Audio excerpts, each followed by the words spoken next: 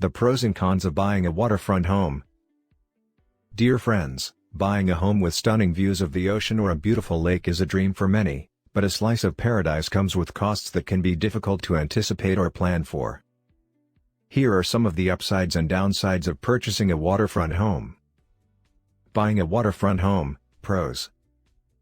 Waterfront properties are highly desirable for a multitude of reasons.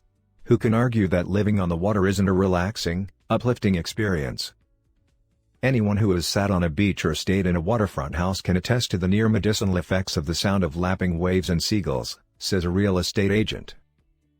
Other positives about buying a waterfront home include strong potential for appreciation. Waterfront properties is typically those that see the highest appreciation. Waterfront continues to be in the highest demand. Investment potential. In the Airbnb and self-rental environment, waterfront homes have higher rental potential than homes without a water view. Rents can also be significantly higher, making it easier for investors to cover their own costs and even turn a profit. Permanent views. When you buy a home in an area still under development, you can't be sure what your view will look like in 5, 10, or even 20 years. Waterfront homes are premium because their views are about as permanent as they can get.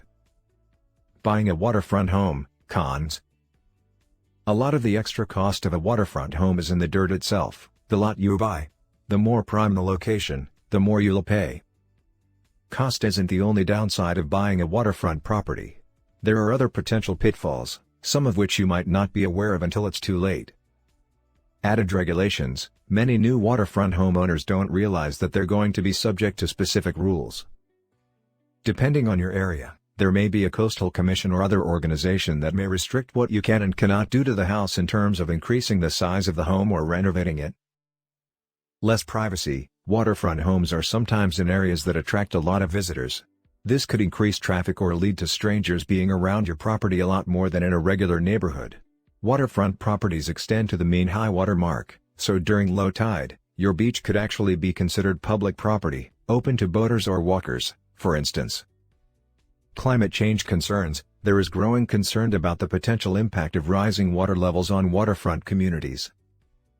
Bodies of water also naturally shift due to tidal action, rain or snowfall, and other factors, which can change the landscape of your property and increase flood risk. Homeowners insurance costs. Homeowners insurance for waterfront properties can be more expensive, but it depends on the type of water you live on. Flood insurance. Waterfront homeowners in some areas must carry flood insurance, which can be expensive, and sometimes isn't available in the area at all.